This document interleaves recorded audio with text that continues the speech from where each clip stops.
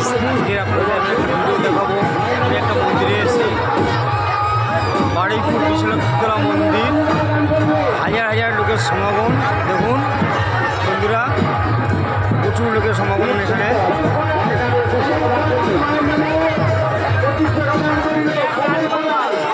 মাঠের মধ্যে, পুরো মাঠের মধ্যে ভক্তদের সমাগম প্রচুর। দেখুন বন্ধুরা, ভক্তদের সমাগম, প্রচুর সমাগম ভক্তদের।